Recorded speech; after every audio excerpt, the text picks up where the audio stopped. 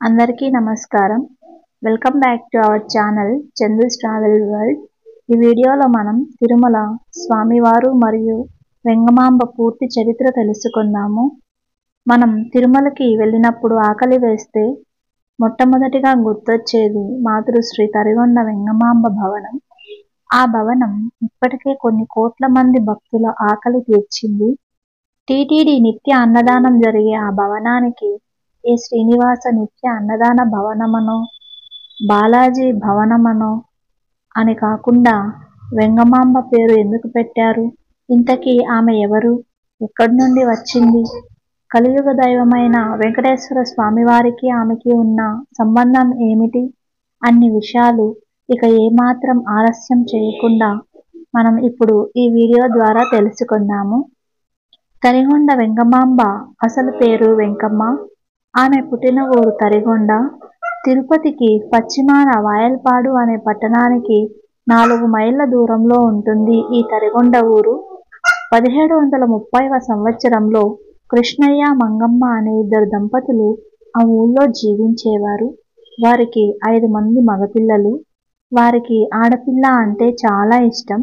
కనీసం తమకి ఒక ఆడపిల్ల అయినా పుట్టాలని ఆ దంపతులు వెంకటేశ్వర స్వామివారిని మొక్కుకొని నిష్ఠగా పూజించి ఆ తరువాత తిరుమలకి యాత్ర చేస్తారు. ఆ దేవదేవుడైన శ్రీనివాసుడు భక్తుల కోరికను కాదంటాడా? ఆయన వారి కోరిక మన్నించడంతో ఒక ముక్త మనోహరమైన ఆడబిడ్డ వారికి జన్మిస్తుంది. ఆ బిడ్డ వెంకటేశ్వరుని వరం వల్ల జన్మించింది కాబట్టి వెంకమ్మ అని పేరు పెట్టారు.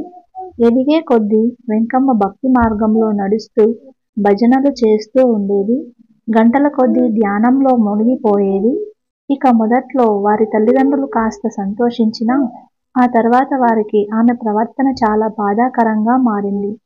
పెళ్లి చేసి వేరే ఇంటికి పంపాల్సిన అమ్మాయి ఇలా ఎంతసేపు గోవిందా గోవిందా అని ఏ పని చేయకుండా కాలక్షేపం చేయడంతో వారికి ఎంతో ఆందోళన కలిగింది. ఊళ్ళో వాళ్ళంతా ఆమెని ప్రత్యేకంగా చూసేవారు. అంటే కాస్త వింతగా చూసేవారు. ఆ నోట ఈ నోట పాకి ఈ వెంకమ్మ ఖచ్చితంగా పిచ్చిదై ఉంటుందని అనుకునేవారు. మరి కొంతమంది అయితే ఈమెకి దెయ్యం పట్టిందేమో అని గుసగుసలాడేవారు. ఇంకొంతమంది అయితే ఈమెకి ఏ భక్తుడో లేక భక్తురాలో ఆవహించి ఉంటుంది, అందుకే ఇలా పిచ్చి పట్టినట్టు పూజలు చేస్తుంది అని నానా రకాల మాటలు అంటూ ఆమెను అందరూ దూరంగా పెట్టేవారు. వెంకమ్మ అందగత్తె అయినప్పటికీ మితిమీరిన ఆమె భక్తి గురించి తెలిసిన బంధువులు ఎవరు ఆమెను పెళ్లి చేసుకోవడానికి వచ్చేవారు కాదు. ఇంకా ఆలస్యం చేస్తే ఆమెకి ఖచ్చితంగా పెళ్లి భాగ్యం కలగదని భావించిన వారి తల్లిదండ్రులు ఆమెకి పెళ్లి చేసే ప్రయత్నాలు మొదలు పెడతారు. వారి ప్రయత్నాలు వెంకమ్మకి చాలా బాధ కలిగించేవి. నాకు పెళ్లి ఏమిటి? ఆ శ్రీనివాసుడే నా భర్త. కాబట్టి మీరు ఈ పెళ్లి ప్రయత్నాలు మానుకోండి అని వెంకమ్మ తల్లిదండ్రులకి చెప్పేది. అలా ఆమె ఎంత చెప్పినా వారు వినేవారు కాదు. వయసు మీద ఉన్న ఆ దంపతులు ఆమెకు పెళ్లి చేసి వారి బాధ్యతను పూర్తి చేసుకుని ఆ తర్వాత వారి శేష జీవితం రామకృష్ణ అంటూ గడిపేయాలని వారి ఆలోచన. చిత్తూరుకి సమీపంలో ఉండే నరంటపాలెంకి చెందిన ఇంజేటి వెంకటాచలపతికి ఇచ్చి వెంకమ్మకి బలవంతంగా వివాహం జరిపించేశారు. దెబ్బ మీద దెబ్బ తగిలినట్టు కలిసి కాపురం చేయకుండానే దురదృష్టవశాత్తు ఆమె భర్త వెంకటాచలపతి మరణిస్తాడు. ఆమె పరిస్థితి చూసి కొంతమంది అయ్యో పాపం అనుకునేవారు. మరికొంతమంది ఈమెను చేసుకోగానే అతను చచ్చాడు పాపం అని నానా మాటలు అనుకునేవారు. కానీ ఆమె మాత్రం అవేమీ పట్టించుకోకుండా నిత్యం కుంకుమ గాజులు ధరించేది. ఒక విధవరాలు బొట్టు గాజులు ధరించడం ఏమిటి అని ఊళ్ళో వాళ్ళు నోళ్లు వెళ్ళబెట్టి నానా మాటలు అని ఆమెను చీదరించి బాధ పెట్టేవారు. ఆ మాటలు వినలేని పరిస్థితుల్లో ఏం చేయాలో పాల్పడని వెంకమ్మ తండ్రి ఆమెని ఒక గురువు దగ్గరికి తీసుకుని వెళ్తాడు. ఆయన పేరు రూపావతారం సుబ్రహ్మణ్య శాస్త్రి గారు. గురువుగారు తీర్చిన సందేహాల వల్ల ఆమె భక్తి మార్గంలో మరింత ముందుకు సాగింది.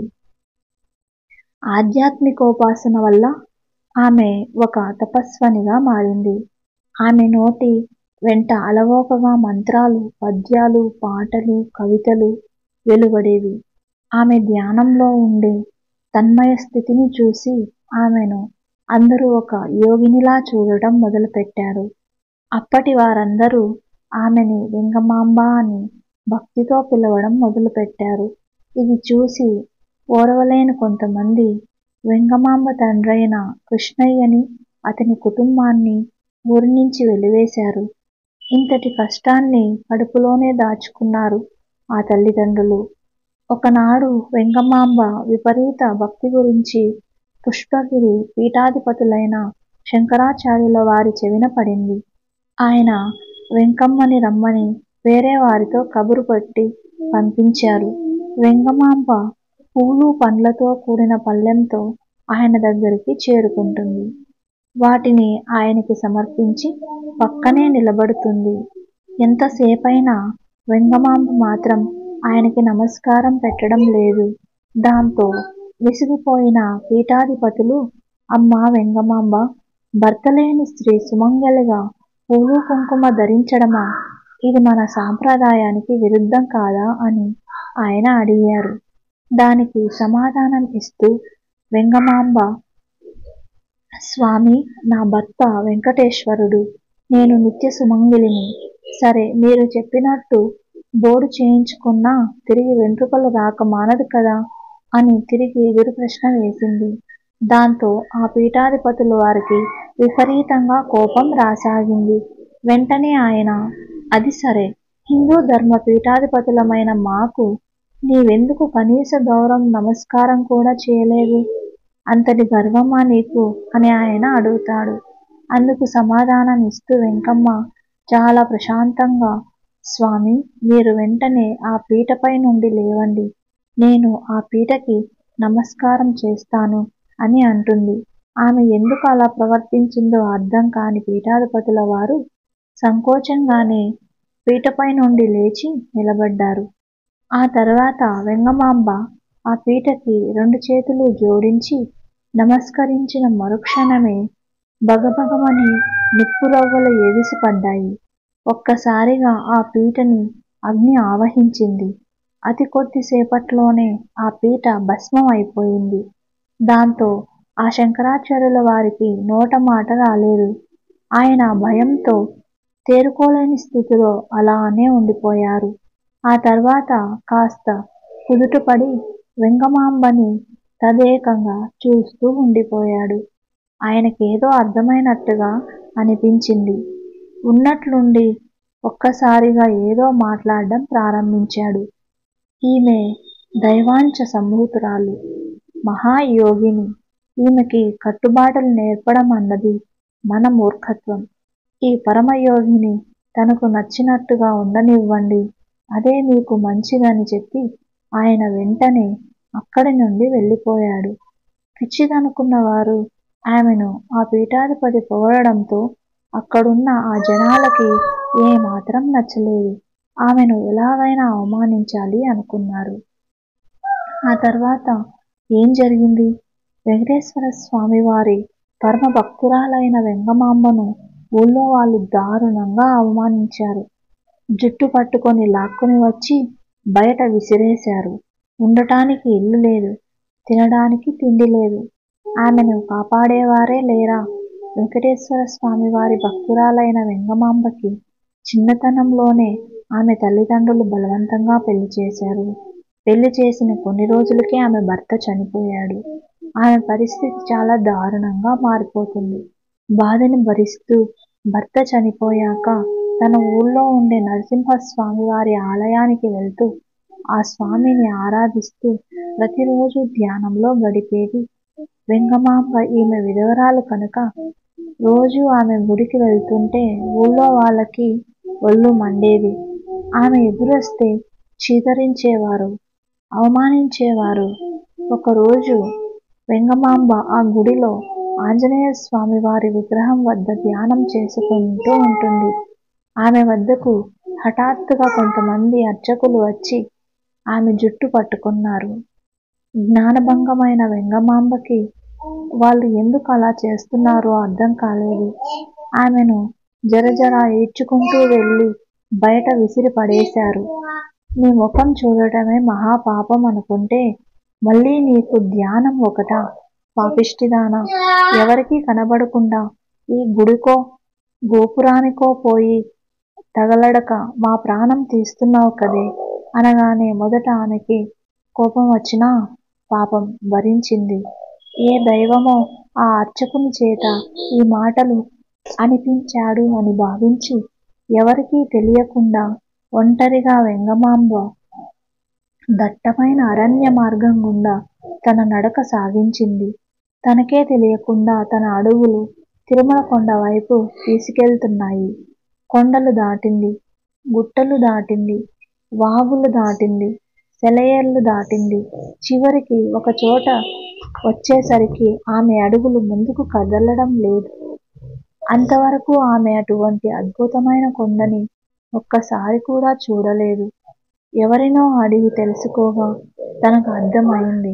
తాను చేరుకున్నది ఆ మహిమాన్వితమైన తిరుమల కొండ అని.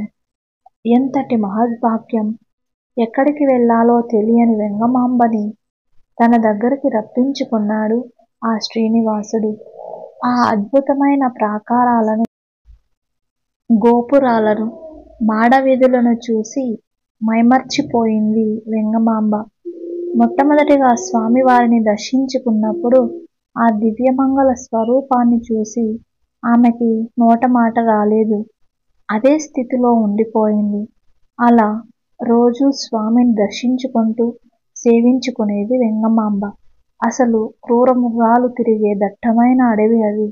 రాత్రి అయితే ఎముకలు కొరికే చలి. దిక్కు మొక్కు లేని ఒక ఆడబిడ్డ మొదట కొన్ని రోజులు మెట్లపైనో మండపాల్లోనూ తలదాచుకుంటూ వచ్చేది. తన పరిస్థితి చాలా కఠినంగా మారింది. స్వామిని దర్శించుకొని, స్వామి నిలువ నీడలేని దానిని నన్ను నీవే కాపాడి నాకు ఒక నివాస స్థానాన్ని కల్పించు స్వామి అని మనసారా వేడుకుంది వెంగమాంబ. అలా ఆ రోజు గడిచింది.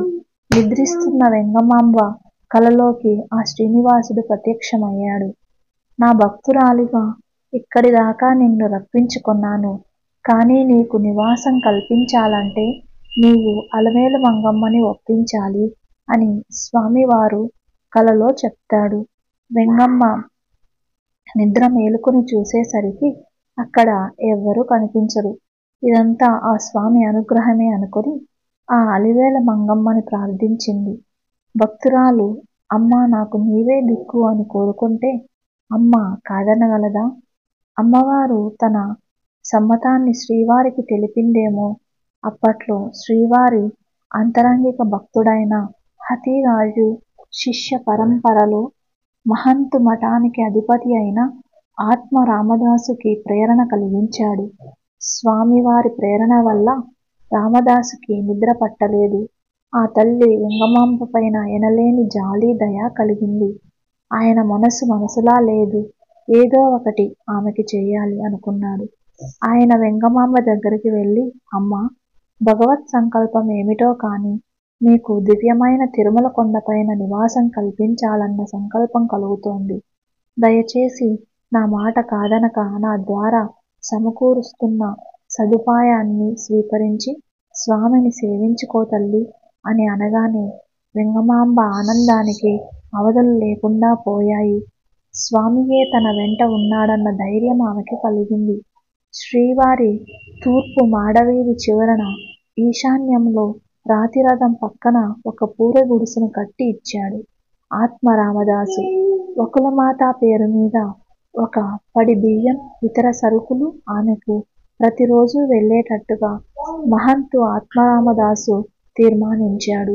రోజంతా ఆలయంలో గడపటం, ఆలయం మూసాక మాత్రమే తన కుటీరానికి వచ్చి వండి ముందు స్వామివారికి నివేదించి ఆ తరువాత తాను తినేది వెంగమాంబ. ఆమెకు ఎప్పుడూ ఆ శ్రీవారిపైనే చింత. అంతలో ఆమెకి ఆ శ్రీనివాసునికి రోజూ ఉపయోగించే పూలమాలలను తానే తయారు చేయాలి అనిపించింది. అందుకోసం తన కుటీరానికి వెనుకవైపున ఒక తులసి వనాన్ని పెంచడం కోసం ఒక దిగుడు బావిని చాలా కష్టం మీద తవ్విస్తూ తాను కూడా రోజు మొత్తం పని చేసేది. కానీ ఆ బావికి దిగువన ఒక విశాలమైన బండ అడ్డు వచ్చింది. అయ్యో, ఏమిటి ఇలా జరిగింది? నా శ్రీనివాసునికి పూలమాల వేసే భాగ్యం నాకు లేదా అని దిగులుగా కూర్చుంది వెంగమాంబ. ఆ అఖిలాండ కోటి బ్రహ్మాండ నాయకుని పూజా కైంకర్యానికి ఈ చిన్న బండ అడ్డు తగలగలదా అని అనుకుని ఏదో తోచినట్టుగా బావిలోకి వెళ్ళి ఆ గంగా భవానిని మొక్కుకుంది. కాసేపటి తర్వాత పైకి రాగానే ఒక్కసారిగా ఆ బండ బల్లున పగిలింది. ఆ గంగా భవాని రాయిని చీల్చుకుంటూ పైకి ఎగిసింది. అడవి నుండి నీరు పైకి వస్తూ ప్రజల కళ్ళ ముందే ఆ బావి నిండిపోయింది. ఏమిటి అద్భుతం అని జనాలు ఆశ్చర్యపోయారు. ఇది ఎలా సాధ్యం? ఎలా ఎలా అని ఒక అనిర్వచమైన భావానికి లోనయ్యారు. ఇప్పటికీ ఆ బావి తిరుమలలో అలానే ఉంది. పాప వినాశనానికి వెళ్లే దారిలో శ్రీవారి ఏనుగుల శాలకి దగ్గరలో ఆ బావి ఉంది. ఇప్పటికీ టీటీడీ వారు తోటలు పెంచడానికి ఆ బావిలోని నీటినే ఉపయోగిస్తున్నారు. మరి ఈసారి మీరు కూడా తిరుమలకి వెళ్ళినప్పుడు ఆ బావిని కూడా చూసేయండి. తిరుమలలో ఒకనాటి బ్రహ్మోత్సవాల సమయంలో శ్రీవారి రథం సరిగ్గా ఆ భక్తురాలి ఇంటి ముందు ఆగిపోయింది. వందల మంది భక్తులు, అధికారులు, అర్చకులు కలిసి ఎంత లాగినా రథం అడుగు కూడా కదలలేదు. వారికి అర్థమైపోయింది, ఇది ఆ శ్రీనివాసుని మహిమేనని. ఇంతకీ ఏం జరిగింది? ఎవరి తప్పు వల్ల ఆ రథం కదలడం లేదు? ఇక ఏమాత్రం ఆలస్యం చేయకుండా వీడియోలోకి వెళ్ళిపోదాం. అది బ్రహ్మోత్సవాల సమయం. శ్రీవారిని అర్చకులు అత్యంత విశిష్టమైన వజ్ర వైఢూర్యాలతో కూడిన బంగార ఆభరణాలతో అలంకరించారు. రంగురంగుల పూలమాలలతో శోభాయమానంగా వెలిగిపోతూ కనిపిస్తున్నారు స్వామివారు. ఆ సమయంలో ఎక్కడి నుండో వచ్చి స్వామి కోసమే పరితపించిపోతూ తిరుమలలో ఉంటున్న వెంగమాంబ పూలమాలతోనూ హారతి తట్టతోనూ వచ్చి కర్పూర నీరాజనాన్ని సమర్పించింది.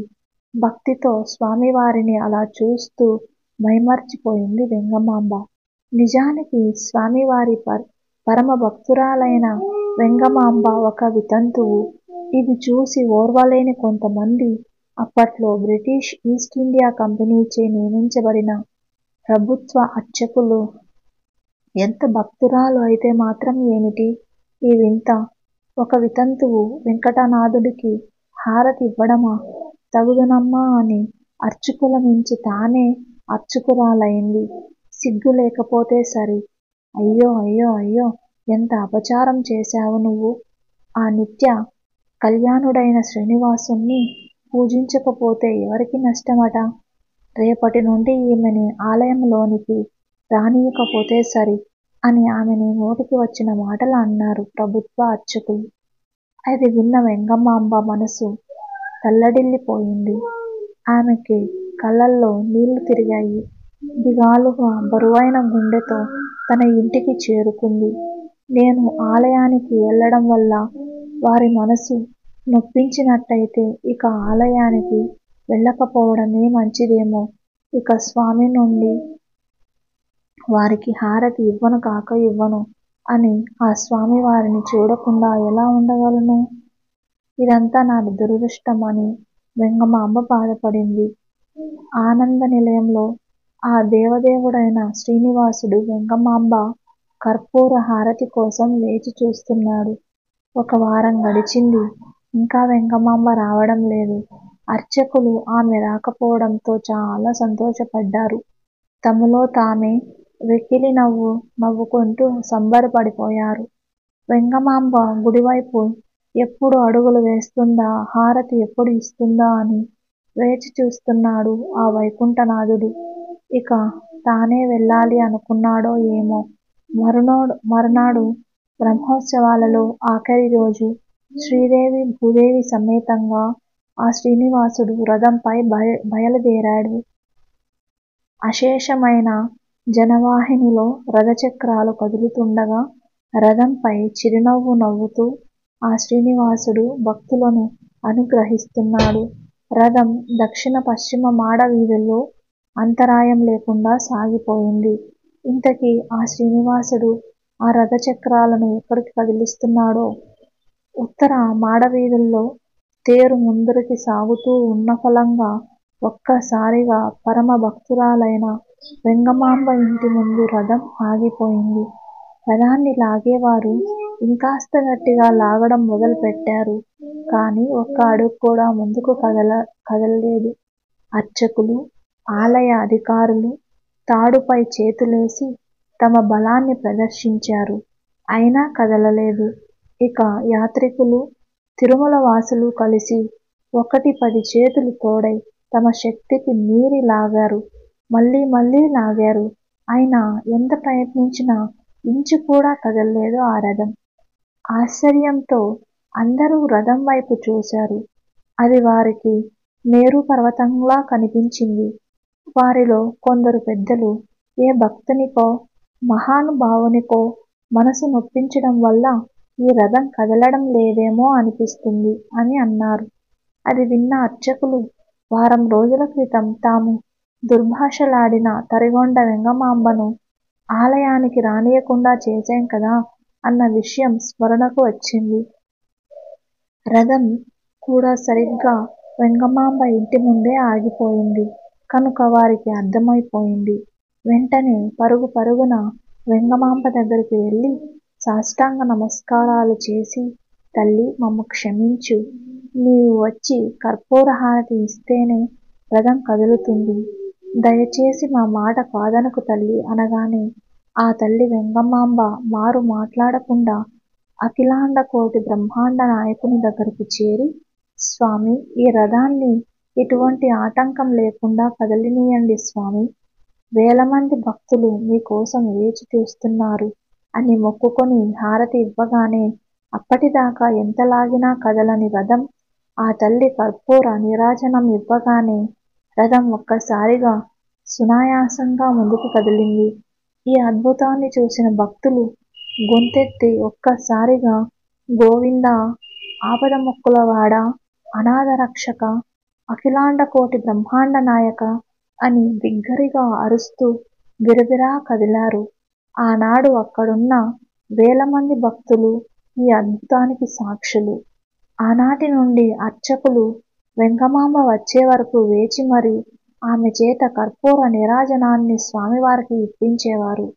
ఇది జరిగిన కొద్ది రోజులకి ఒకనాటి సాయంత్రకాలంలో మామూలుగానే హారతి పళ్ళెంతో ఆలయంలోనికి వెళ్ళింది వెంగమాంబ.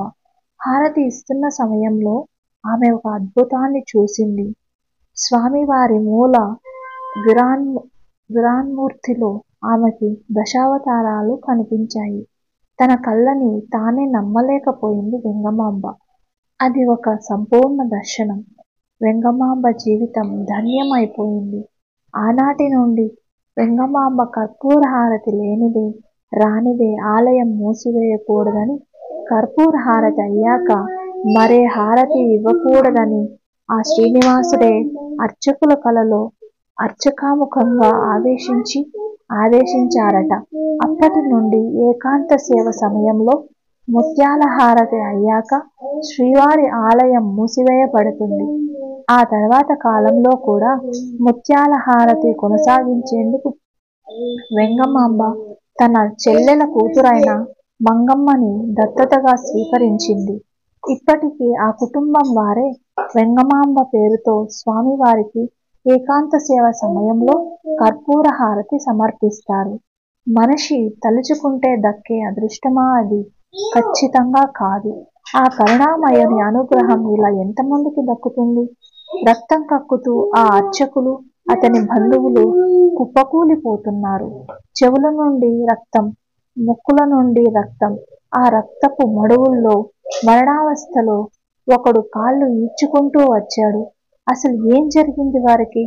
ఈ పరిస్థితి ఎందుకు వచ్చింది? తిరుమలలో జరిగిన ఈ యథార్థ సంఘటనని ఆఖరి వరకు చూడండి. వెంకటేశ్వర స్వామివారి పరమ భక్తురాలైన వెంగమాంబ తీరిక సమయంలో ఒక చదునైన బండపైన కూర్చొని స్వామివారి గురించి కవితలు అల్లేది. మధురంగా పాటలు పాడుతూ కాలక్షేపం చేసేది. ఆమెకు ఎక్కడో బండపైన కూర్చుని విష్ణు పారిజాతం పాట పాడుతుంటే దూరంలో ఉన్నవారు ఆమె సన్నని మృదు మధురమైన గంధర్వ గాత్రాన్ని విని ఆమె చెంతకు పరుగు పరుగునా చేరి ఏదో తెలియని మాయలో కాసేపు మునిగిపోయేవారు. అంతటి అద్భుతమైన గాత్రం ఆమెది. వెంగమాంబ రాస్తున్న రచనల వల్ల, కవితల వల్ల, ఆమె పాడే పాటల వల్ల ఆమెపై తిరుమల వాసులకి, భక్తులకి ఎనలేని భక్తి ప్రవర్తలు ఏర్పడ్డాయి. సాక్షాత్తు ఆ శ్రీనివాసుడే ఆమెతో మాట్లాడేవాడు. ఆమె పాటలు వినేవాడు. పరవశించి నాట్యం కూడా చేసేవాడట అని చెప్పుకునేవారు. ఇది ఆ చెవున ఈ చెవిన పడి అందరికీ తెలుస్తూ వచ్చింది. ఆమెను కారణజన్మురాలుగా భావించి భక్తులు ఆమెను చూడకుండా తిరుమల నుండి వెళ్ళేవారు కాదు. స్వామిని అడిగినట్లే నానా కోరికలు అడిగేవారు. ఆమె కూడా ఓపికగా వినేది. వెంగమాంబ చిన్న కుటీరంలో నివసిస్తుందన్న విషయం తెలుసుకున్న తాళ్లపాక వంశస్థులు ఆమెకు ఒక ఆశ్రమాన్ని కల్పించాలి అనుకున్నారు. పైగా ఆమె కూడా తమ నందవరీక బ్రాహ్మణ శాఖకు చెందిన ఆమెగా గుర్తించి తాళ్లపాక వారు చాలా సంతోషించి ఉత్తర మాడవీధిలో వరాహస్వామి వారి ఆలయం వెనుక భాగాన వారు నివాసం ఉంటున్న ఇంట్లో ఆమెకు ఉండటానికి ఉచితంగా కొంత భాగాన్ని ఇచ్చారు. ఇంతటి గొప్ప హృదయం ఆ తాళ్లపాక వారిది. అప్పట్లో బ్రిటిష్ గవర్నమెంట్ ఉండేది. ఆలయంలో పూజలకి, మిగిలిన పనులకి తామకు అనుకూలంగా ఉండే చాలా మంది అర్చకుల్ని వారు తిరుమల ఆలయంలో నియమించారు. అందులో ఒకరు అక్కారం దీక్షితులు. ఆయన ఆ ఆలయానికి అప్పట్లో ప్రధాన అర్చకులు. మితిమీరిన అహంకారం, డబ్బు, గర్వం, బంధుబలం, ఇంకా సరిగ్గా చెప్పాలంటే సర్కార్ వారి సహకారం ఆయనకి మెండుగా ఉండేది. ఇంకా ఆయన్ని ఎవరు ఆపగలరు చెప్పండి. అలాంటి ఆయన వెంగమాంబ ఇంటి పక్కనే ఉండేవాడు. ఆయనకి వెంగమాంబ అంటే అస్సలు పడదు. ఎందుకంటే ప్రధాన అర్చకులైన తనకే అంతటి పేరు ప్రఖ్యాతులు రాలేదు. ఈమెకి ఎలా వస్తుంది అన్న అక్కసు. ఆమెను చీదరించుకునేవాడు. ఊరి నుంచి వెలివేసిన ఆమె ఇక్కడ మహాభక్తురాలిగా పేరు పొందుతుండటం, ఒక విధవరాలు పూలు ధరించి పూజలు చేస్తుందట. చి దరిద్రం. పైగా తాళ్లపాక వారు ఆమెకు ఆశ్రయం ఇవ్వడమా అని ఆమెకు వినబడేటట్లుగా అక్కారం దీక్షితులు ఆమెను అవమానించేవాడు. అవన్నీ విని కూడా మౌనంగా భరించేది వెంగమాంబ. ఇది చాలదు అన్నట్లు స్వామి పూలమాల కోసం పెంచుతున్న వెంగమాంబ ఇంటి పెరడులోని తులసి వనంలో తన బంధువుల చేత ప్రతిరోజు ఉదయం, సాయంత్రం భోజనం చేసిన ఎంగలి విస్తరాకులను వేయించేవాడు. వెంగమాంబ బాధ అంతా తనని అవమానించడానికి వేసిన ఎంగలి విస్తరాకుల గురించి కాదు. ఆ వనంలోని తులసి దళాలు ఇక స్వామివారి పూలమాలలో ఉపయోగించలేను కదా అని గొంతు దాకా వచ్చిన బాధని దిగమింగుకొని భరిస్తూ వచ్చింది. 2-3 సార్లు చెప్పి చూసింది. అయ్యా, నేను ఆ శ్రీనివాసుని కోసం ఈ తులసి వనాన్ని పెంచుతున్నాను. మీ వాళ్ళు భోజనం చేశాక ఎంగిలాకులను విసిరి తులసి వనంలో వేస్తున్నారు. దయచేసి వారిని అలా చేయవద్దని చెప్పండి అని వెంగమాంబ అకారం దీక్షితుల్ని కోరుకుంటుంది. కానీ కుక్కతోక వంకర అన్నట్టు ఆమె చెప్పిన తర్వాత కూడా ఇంకా 4 ఆకులు ఎక్కువ వేయించేవాడు ఆ అహంకార అర్చకుడు. ఒకనాడు వెంగమాంబ తిరుమల ఆలయంలోని శ్రీనివాసుని పూజించుకొని ప్రసాదాలు స్వీకరించి ఒక అలౌకికమైన ఆనందంతో ఇంటికి చేరుకుంటుంది. తన పెరట్లో కూర్చుని మిలమిలా ప్రకాశిస్తున్న ఆ ఆనంద నిలయ శిఖర విమానాన్ని చూస్తూ ధ్యాన స్థితిలోకి చేరుకుంటుంది వెంగమాంబ. మాటల్లో వర్ణించలేని అనుభూతికి లోనై ఆమె కళ్ళల్లో నుండి ఆనంద బాష్పాలు రాలుతున్నాయి. సరిగ్గా అదే సమయంలో అక్కారం దీక్షితులు, అతని బంధుగణాలు పీకలి దాకా తిని బేవుమంటూ ఎంగిలి విస్తరాకులను వెంగమాంబ ఇంటి పెరడులోకి విసిరివేశారు. సరిగ్గా ఆ విస్తరాకులు వెంగమాంబ మీద పడ్డాయి. దాంతో ఆమెకి ధ్యానభంగం అయింది. ఆమె ఒళ్ళంతా ఎంగలి మెతుకులతో, ఆహార పదార్థాలతో నిండిపోయింది. ఇంత జరిగాక కూడా వెంగమాంబ అయితే ఊరుకునేదేమో కాని ఆమె ఒంట్లోకి క్షణాల్లో ఆ వెంకటేశ్వరుడే ఆవహించాడు. వెంటనే వెంగమాంబ కళ్ళు ఎర్రబడ్డాయి. ఆమె ఒళ్ళంతా కోపంతో ఉబ్బిపోయింది.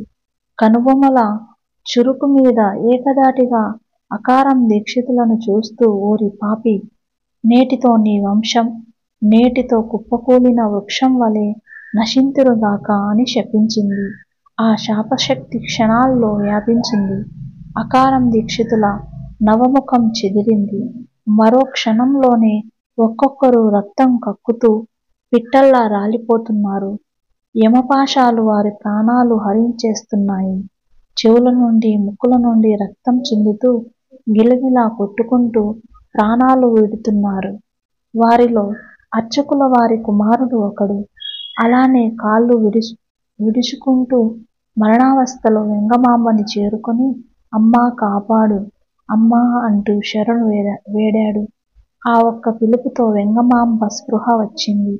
ఒక్కసారి శపించాక దాన్ని వెనక్కి తీసుకోలేరు కాబట్టి ఆమె శాప తీవ్రతను తగ్గించబోయి, ఇప్పటి నుండి మీ వంశంలో ఒక్కొక్కరే మిగులునుగాక అని అతన్ని కాపాడింది.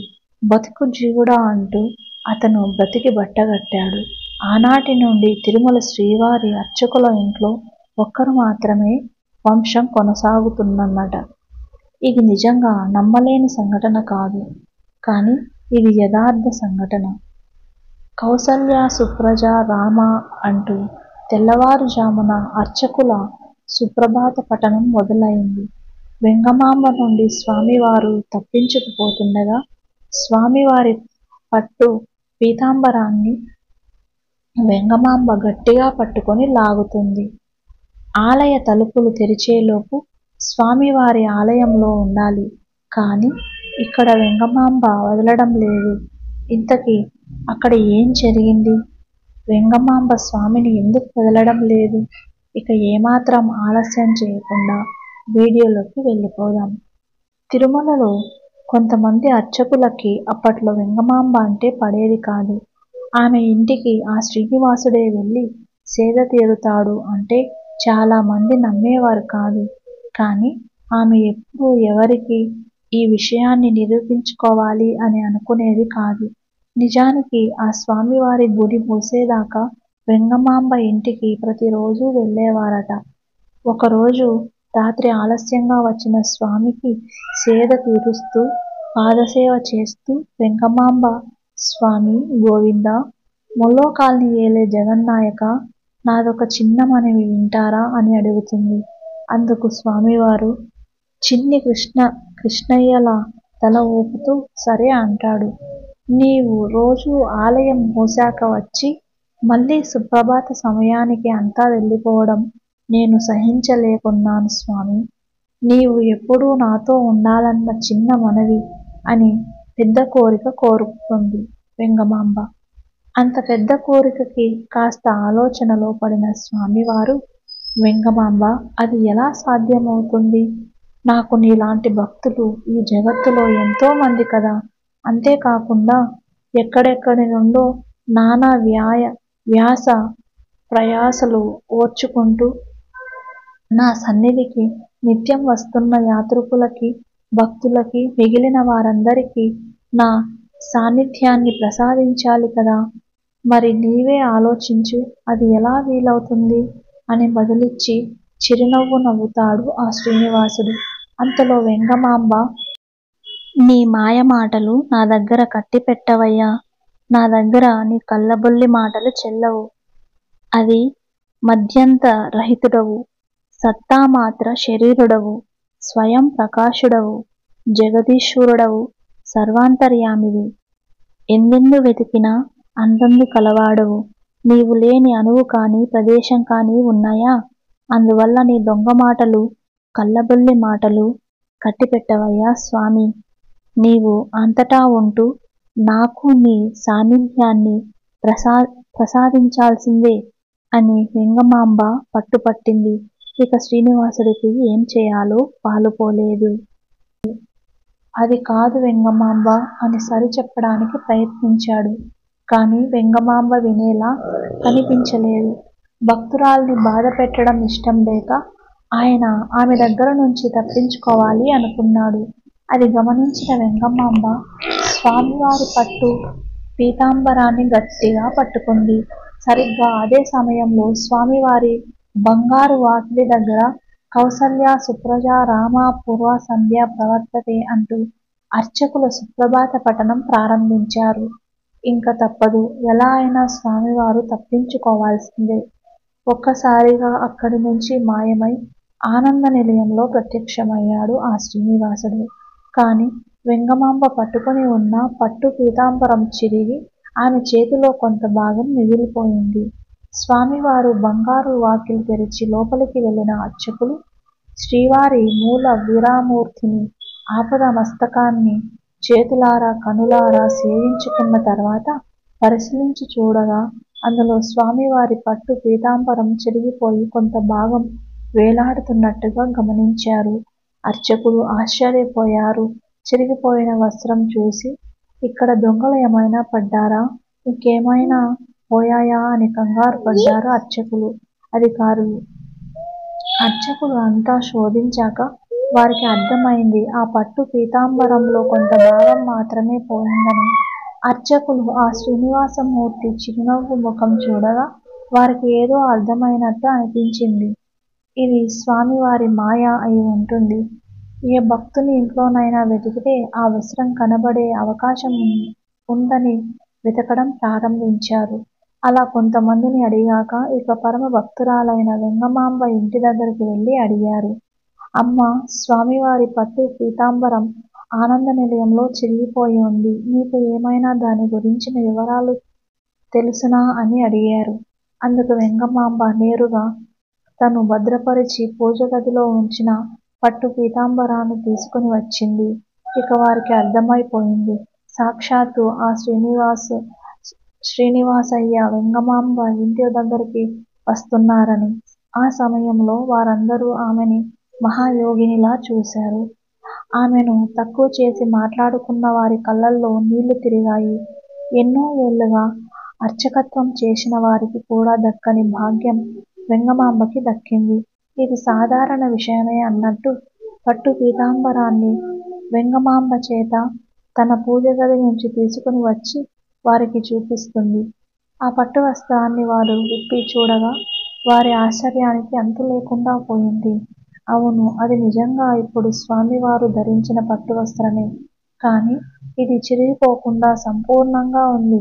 అయితే ఇది ఆ వస్త్రాన్ని పోలిన వస్త్రమా? సరే, ఏదో ఒకటి అని అందరూ వెండి పళ్ళెంలో ఆ వస్త్రాన్ని పట్టుకొని మేళ తాళాలతో ఊరేగింపుగా ఆలయానికి వెళ్ళి చూసేసరికి అంతకుముందు శ్రీనివాసుడికి చిరిగిపోయి ఉన్న ఆ సగం పట్టు పీతాంబరం పూర్తిగా మాయమైపోయింది. శ్రీవారికి పట్టు వస్త్రాలు అంటే ఎంతో ఇష్టం.